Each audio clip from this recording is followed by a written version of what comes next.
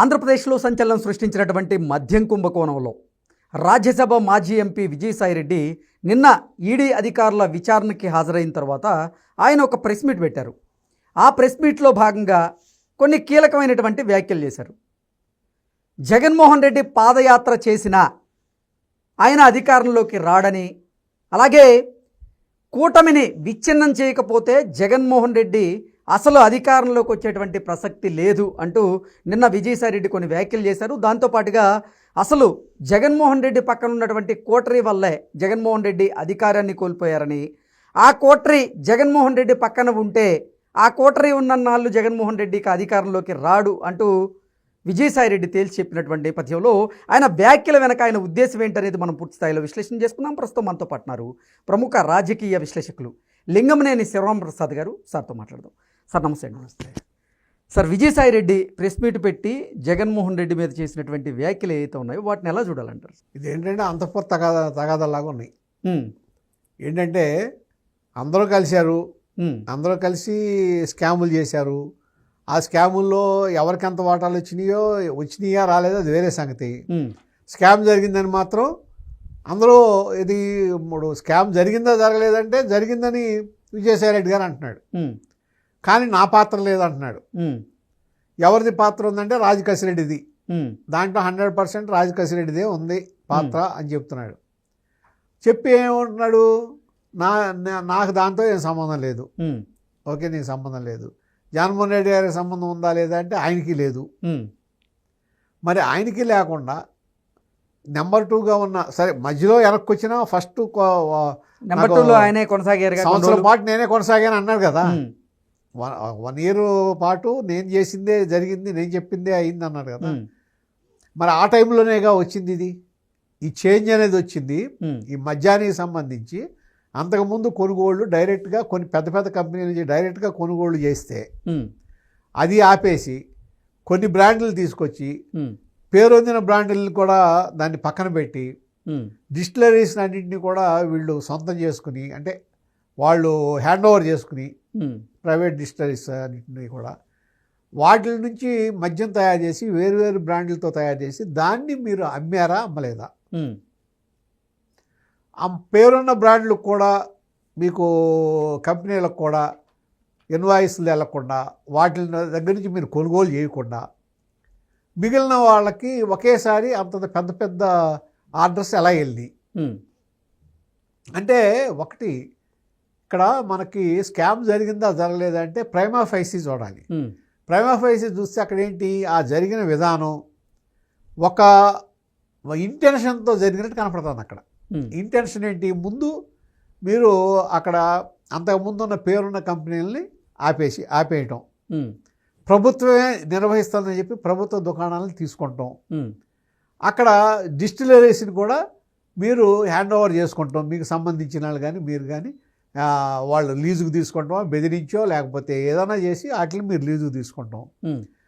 అక్కడ నుంచి కింద అమ్మకంలో కూడా మీరు డిజిటల్ అమ్మకాలు కాకుండా క్యాష్ అండ్ క్యారీ లాగా చేయటం, అంటే రసీదులు కూడా ఇవ్వకపోవటం, బిల్స్ కూడా కొనుగోలు చేస్తే గవర్నమెంట్ ప్రభుత్వానికి సంబంధించిన దుకాణంలో ఎవరైనా కొనుగోలు చేస్తే మ్యాండేటరీగా మీరు బిల్ ఇవ్వాలి. అసలు మ్యాండేటరీ అది. అవును, దాంట్లో అసలు ఏది ఇచ్చారా ఇవ్వలేదని కాదు, ఇచ్చి తీరాలి.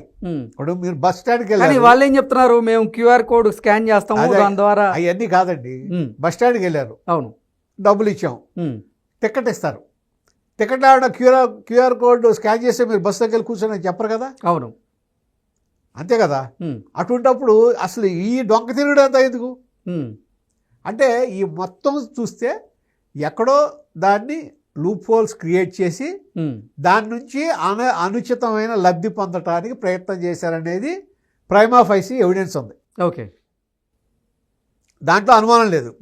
ఎవరు తిన్నారా, ఎవరు చేశారు, ఎవరు ఎంతవరకు వచ్చింది అనేది తర్వాత అట్టిపెట్టండి.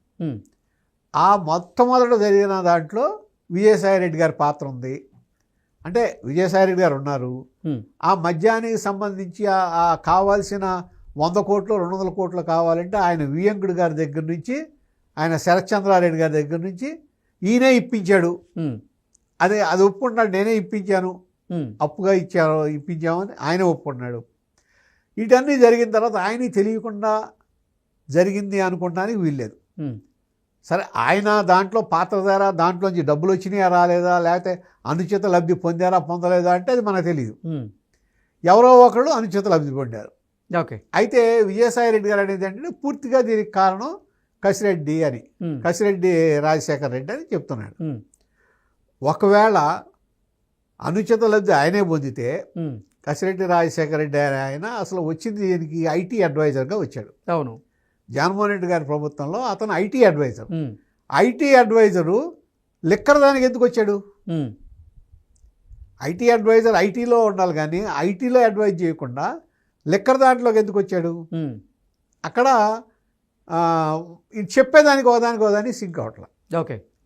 తర్వాత బిల్లు ఇవ్వకపోవడం, డిస్టిలరీ సొంతం అంటే ఏంటి, డిస్టిలరీస్ దగ్గర నుంచి, తయారీ దగ్గర నుంచి అమ్మకం వరకు కూడా అసలు మీరు చెప్పినట్టు హోలోగ్రామ్ లేకుండా అమ్మే అవకాశం ఉంది.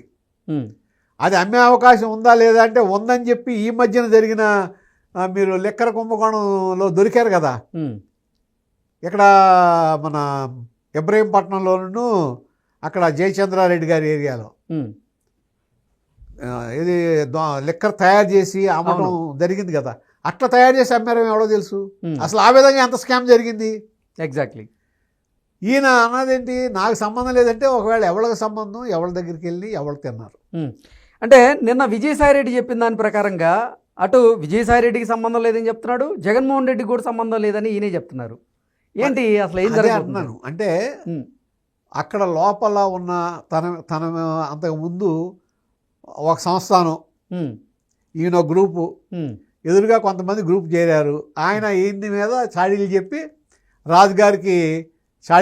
రాజుగారి మనసు ఇరిచేసి ఈయన బయటికి తోసాడు. కాబట్టి ఇప్పుడు ఈ మొత్తంలో ఏమంటున్నాడు, రాజుగారు మంచివాడే, పక్కన ఉన్నాడు ఎదరు అంటున్నాడు. సేమ్ ఇప్పుడు జగన్మోహన్ రెడ్డి కోటరీ వల్లే జగన్మోహన్ రెడ్డి అధికారాన్ని కోల్పోయాడని ఆ మాట అంటున్నాడు. కాకపోతే ఒక్క విషయం మాత్రం నేను వ్యక్తిగతంగా 2019లో జగన్మోహన్ రెడ్డి గారి అధికారంలో రావటానికి ఈ విజయసాయి రెడ్డి గారు చెయ్యని ప్రయత్నం లేదు. ఓకే. ఇక్కడే కాదు, సెంట్రల్ గవర్నమెంట్ నుంచి అక్కడ ఆయన మేనేజ్ చేసిన విధానం, చంద్రబాబు నాయుడు గారికి మోడీ గారికి మధ్యలో గ్యాప్ క్రియేట్ చేయగలిగిన విధానం, ఓకే, ఏ విధంగా అయితే బీజేపీని టీడీపీని విడగొడతాం, ఇవన్నీ కూడా డెఫినెట్గా జగన్మోహన్ రెడ్డి గారి పాత్ర దాంట్లో పెద్దగా లేదు. కానీ అంటే కేవలం విజయసాయి రెడ్డి అటు నరేంద్ర మోదీకి చంద్రబాబుకి మధ్య గ్యాప్ క్రియేట్ చేశారంట. క్రియేట్ చేశారు డెఫినెట్గా. ఆయన చేష్టలతో, ఆయన యొక్క ఇది ప్రవర్తన, అనుమానాలు, ఒకళ్ళ మీద ఒకళ్ళకి అనుమానాలు క్రియేట్ చేసేటట్టు, క్రియేట్ అయ్యేటట్టుగా ఆయన అక్కడ యాక్ట్ చేయగలిగాడు, చేశాడు. దాని మూలనే జగన్మోహన్ రెడ్డి గారు లబ్ధి పొందాడు. ఓకే. దాంట్లో అసలు రెండో ఆలోచన లేదు. ఇప్పుడు అసలు నిజంగా వైఎస్ఆర్ కాంగ్రెస్ పార్టీని నడిపించేటువంటి వ్యూహకర్త సరైనటువంటి వ్యూహాలు లేవు వాళ్ళ దగ్గర అని చెప్తున్నాడు. అలాగే అసలు ఆంధ్రప్రదేశ్లో ఉన్నటువంటి కూటమిని విచ్ఛిన్నం చేయకపోతే జగన్మోహన్ రెడ్డి మళ్ళీ అధికారంలోకి రాలేడు, జగన్మోహన్ రెడ్డి ఎన్ని పాదయాత్రలు చేసినా అధికారంలోకి రాలేడు అంటూ విజయసాయి రెడ్డి పలుకులు పలుకుతున్నాడు. ఏంటి సార్, దీన్ని ఎలా చూడాలంటారు? ఇప్పుడు ఒకటండి, జగన్మోహన్ రెడ్డి గారికి సరే వాళ్ళు ఏదో అంటున్నారు, ఏది మాకు 40% వచ్చింది. ఇదే వ్యక్తులు 2024 వరకు చంద్రబాబు నాయుడుకి ఆ రోజున ఆయనకి 40% వచ్చింది. కానీ ఏమని విమర్శించారు, నీ పని అయిపోయింది, నువ్వు అయిపోయావు, వై నాట్ 175, మీకు కుప్పంలో కూడా మాదే జెండా ఎగరేస్తాం, మీది అయిపోయింది, మీ చరిత్ర అయిపోయింది అని చెప్పారు. కానీ జరిగింది ఏంటి? రికార్డు. నేను అనేది ఏంటంటే అక్కడ ఏ విధంగా జరిగింది అనేది వదిలేసి అసలు రాజకీయాన్ని రాజకీయంగా చేయాలి. మీరు రాజకీయం అంటే ఏంటి, అభివృద్ధి, సంక్షేమం, అవును, ఈ రెండింటిని తీసుకెళ్ళాలి తప్ప కక్ష సాధింపు రాజకీయాలు చేయటం అనేది ఎప్పుడు కూడా ప్రజలు మెచ్చరు. జగన్మోహన్ రెడ్డి గారు చేసింది ఆ రోజున కక్ష సాధింపు రాజకీయాలు. కారణం ఏంటంటే సరే ఏదైందో ఏమవలేదో అమరావతి అనేది ఒకటి ఏర్పడింది. అమరావతికి మీరు కూడా అసెంబ్లీలో మాట్లాడారు, తర్వాత ప్రజావేదిక కట్టారు. ప్రజావేదికని పట్టుకుని అక్కడ మీటింగ్ పెట్టి దాన్ని కూల్చేసి ఇది ఎప్పుడైతే ఆయన యాక్షన్ ఉందో అది నెగిటివ్ యాక్షన్ అనేది ప్రజల్లోకి వెళ్ళిపోయింది. ఓకే. ఆ దాన్ని ప్రజావేదికని కూల్చడం అనే దాన్ని చంద్రబాబు నాయుడు గారు ప్రజల్లోకి విజయవంతంగా తీసుకెళ్ళగారు. ఏదంటే జగన్ యాటిట్యూడ్ నెగిటివ్ యాటిట్యూడ్ అని ప్రజలకి ప్రజల మనసులో నాటుకునేటట్టు చేయగలిగాడు. దానికి తగినట్టే ఈయన మళ్ళీ నెగిటివ్ యాటిట్యూడ్ ఏం మొదలెట్టాడు, అమరావతి 3 రాజధానులు, అదొకటి. అట్లా చూస్తే ఏంటంటే వరుసనే తర్వాత ఈ పవర్ పర్చేజ్ అగ్రిమెంట్లు ఉంటే ఆ ప్రాజెక్టులని వాటిలన్నీ ఆపేయటం, వాళ్ళు కోర్టుకి వెళ్ళటం, ఇవన్నీ ఏమైందంటే ఒకదాని తర్వాత ఒకటి మీకు చూస్తే ఒక నెగిటివ్ ఈయన నెగిటివ్ ఫోర్స్ పాజిటివ్గా పనిచేయడు, అభివృద్ధి లేదు, ఓన్లీ సంక్షేమం ఇస్తున్నారు. సంక్షేమం ఇచ్చి అభివృద్ధిని అంతా ఎందుకు పని రాకుండా చేసి అభివృద్ధిని నిరోధకుడుగా ఉండిపోయి ఈ విధంగా కక్ష సాధింపు చర్యలు చేస్తున్నాడు. దానికి పరాకాష్ఠ చంద్రబాబు నాయుడు గారు అరెస్ట్. దాని మీద జనం తీర్పిచ్చారు. అయినా ఇప్పుడు నేను అనేది ఏంటంటే ఆ విధంగా వచ్చింది తప్ప ఎంతసేపు మనం చెప్పుకుంటాం కాదు, ప్రజలు అన్నీ అబ్జర్వ్ చేస్తుంటారు. సార్ 2024లో విజయసాయిరెడ్డి నేను ఒక ఛానల్ పెట్టబోతున్నా అన్నాడు, అది లేదు. 2025లో నేను రాజకీయాలకి దూరంగా ఉంటున్నాను, ఇక వ్యవసాయం చేసుకుంటాను అన్నారు. మళ్ళీ 2026లో వచ్చేసి నేను మళ్ళీ రాజకీయాల్లోకి రీఎంట్రీ ఇవ్వబోతున్నానంటూ విజయసాయిరెడ్డి చెప్తున్నారు. అయితే అతను కూటమిలో జాయిన్ అయినందుకు ప్రయత్నాలు చేశారని, కూటమిలో ఉన్నటువంటి తెలుగుదేశం పార్టీ కుదరదనిందని, అంటే యాక్సెప్ట్ చేయలేదని, అలాగే జనసేనలోకి వెళ్ళేందుకు ప్రయత్నం చేశారని, జనసేన కూడా యాక్సెప్ట్ చేయలేదని, భారతీయ జనతా పార్టీ ఇప్పటివరకు గ్రీన్ సిగ్నల్ ఇవ్వలేదని, మళ్ళీ విజయసాయిరెడ్డి డైలమాలో పడ్డారు అన్నట్టుగా కొన్ని వార్తలు వస్తున్నాయి. ఏంటి అసలు విజయసాయిరెడ్డి మళ్ళీ రీఎంట్రీ ఇస్తే ఏ పార్టీలోకి వెళ్తాడు? ఇవన్నీ సోషల్ మీడియా క్రియేషన్స్. ఓకే. లేకపోతే కొన్ని పార్టీలో మనకు నచ్చకపోతే అవతల వాడిని తీసుకుంటలేదని చెప్పి ఇది ఏదంటే మనం ఒక క్యారెక్టర్ అసాసినేషన్ లాంటిది తప్ప, ఇప్పుడు విజయసాయిరెడ్డి లాంటి వ్యక్తి వెళ్తుంటే పార్టీ చేర్చుకోనంటానికి ఎంతకన్నా ఎక్కువగా ఎంతకన్నా ఘోరంగా ప్రవర్తించిన వాళ్ళని పార్టీలో చేర్చుకున్నారుగా, ఒకళ్ళ మీద ఒకళ్ళు వ్యతిరేకించిన వాళ్ళని కూడా చేర్చుకున్నారుగా. ఇప్పుడు అట్లా చూస్తే ఉదాహరణలు అన్ని పార్టీలోనే ఉన్నాయి. ఓకే. అదేం ఉండదు. ఆయన అంటే అతను ఇంకా కేసు ఉంది కాబట్టి ఈ కేసు పూర్తి అయ్యే వరకు రాజకీయాల్లోకి రావద్దు అనుకుంటున్నాడేమో. ఓకే. ఎందుకంటే కేసు ఉంది కదా ఆయన మీద, ఇది పూర్తి అవ్వాలిగా. కానీ మళ్ళీ నిన్న ప్రకటించారు కదా నేను రాజకీయంగా రీఎంట్రీ ఇస్తున్నానని. ఎప్పుడు అని చెప్పలేదుగా, రాజకీయంగా రీఎంట్రీ ఎప్పుడు ఓకే అది చెప్పలేదు కదా, ఇస్తానంటున్నాడు. అసలు అది కాదు కదా. సరే, ఒకవేళ రాజకీయంగా రీఎంట్రీ ఇస్తే ఏ పార్టీలో చేరతారు సార్? విజయసాయిరెడ్డి గారికి ఆ స్కామ్లో ఎంతకంత పాత్ర ఉంది. ఓకే.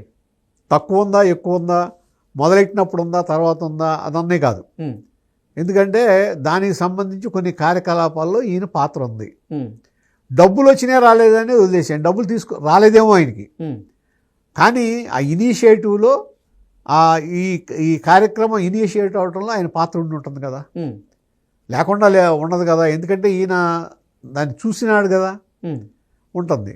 ఉన్నప్పుడు ఇవాళ ఒక్కసారి నేను అమాయకుడిని, నాకేం సంబంధం లేదు, అవతలాలకే సంబంధం, మళ్ళా మా నాయకుడికి కూడా సంబంధం లేదు, ఓన్లీ కోటరీకే సంబంధం అంటే మీకు కొంతమంది మీద ఉన్న కోపాన్ని, అక్కడ ఉన్న అవతల వర్గం మీద ఉన్న కోపాన్ని తీర్చుకోవడం కోసం ఈ అవకాశాన్ని వినియోగించుకోవడం అవుతుంది తప్ప ఈయన చెప్పిన దానికి విలువ ఉంటుంది. ఎగ్జాక్ట్లీ. ఆయనే ఒక దాంట్లో అక్కడ ముద్దాయి, అనుమానితుడు, ఆయన మీద విచారణ జరుగుతుంది, ఆయన పిలిచారు, విచారిస్తున్నారు. ఆయన చెప్పిన దాన్ని ఎట్లా మనం స్టాండర్డ్గా తీసుకుంటాం? ఎగ్జాక్ట్లీ. ఓకే. సో ఒకవేళ నిజంగా విజయసాయిరెడ్డి కనుక రాజకీయంగా రీఎంట్రీ ఇస్తే ఏ పార్టీలో చేరేటువంటి అవకాశం ఉంది? బీజేపీలో చేరచ్చు. ఓకే. బీజేపీ అవకాశం ఉంది. లేకపోతే ఈ మధ్య కొత్త ట్రెండ్ నడుస్తుంది కదా, సొంత పార్టీ పెట్టుకుంటారేమో. ఓకే. సొంత పార్టీ పెట్టేటువంటి అవకాశం ఉంది. ఏమో ఎవరు చెప్తారు. లేకపోతే కాంగ్రెస్ పార్టీలో చేరచ్చు. లేదు, మళ్ళీ జగన్మోహన్ రెడ్డి పార్టీలో, కాంగ్రెస్ పార్టీలో చేరితే వ్యాఖ్యలు చేసి ఉండొచ్చు అంటారా? నేను అనుకోవట్లా. మళ్ళీ జగన్మోహన్ రెడ్డి చుట్టూ కోటరీ ఉంది, ఆ కోటరీ వల్లే జగన్మోహన్ రెడ్డి వీక్ అవుతున్నాడు అంటే జగన్మోహన్ రెడ్డిని ముందుకు నడిపించేటువంటి వ్యూహాలు ఆ కోటరీ సమర్థవంతంగా ఇవ్వలేకపోతున్నాయంటూ చెప్తున్నారు. అంటే ఈయన గనక మళ్ళీ జగన్మోహన్ రెడ్డి గనక యాక్సెప్ట్ చేస్తే ఈయన వ్యూహాలు ఇస్తున్నారు, ఇవ్వడానికి సిద్ధంగా ఉన్నారని ఆ ఉద్దేశంతో వ్యాఖ్యలు చేసి ఈయన పాత్ర కొంతవరకు పరిమితం.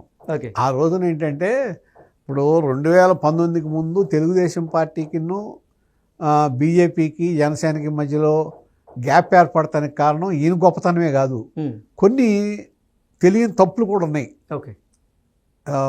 బీజేపీ వాళ్ళు ప్రవర్తించిన తీరు కానీ కొన్ని విషయాల్లో, అలాగే తెలుగుదేశం పార్టీలో కొంతమంది నాయకులు ప్రవేశపెట్టిన తీరు కానీ, తెలుగుదేశం పార్టీ అభిమానులు కొంతమంది బీజేపీని తెలిసి తెలియకుండా విమర్శించిన తీరు కానీ, ఇవన్నీ ఏంటంటే ఆ గ్యాప్ క్రియేట్ అవడానికి అవకాశం ఇచ్చింది. ఓకే. ఈయన ఒక్కడే గొప్పతనం అని, ఈయన ఒక్కడే ఏది చక్రం తిప్పేసి మొత్తాన్ని ఇది చేశారని కాదు. కాకపోతే అనుమానాలు క్రియేట్ చేయడానికి ఒక ప్లాట్ఫామ్ ఏర్పాటు చేయడానికి ఉపయోగపడ్డాడు ఈయన. ఓకే. అంతేగాని ఇప్పుడు ఈయన ఏ పక్కన ఉంటే ఆ పక్కన ఇప్పుడు ఈయన ఎలాగానే జగన్మోహన్ రెడ్డి గారు గెలిచేస్తాడు, ఈయన రాగానే ఓడిపోతాడని కాదు కదా. ఎగ్జాక్ట్లీ. అంత పెద్ద గొప్ప నాయకుడు అయితే కాదు కదా ఆయన. Okay. Okay sir, thank you so much.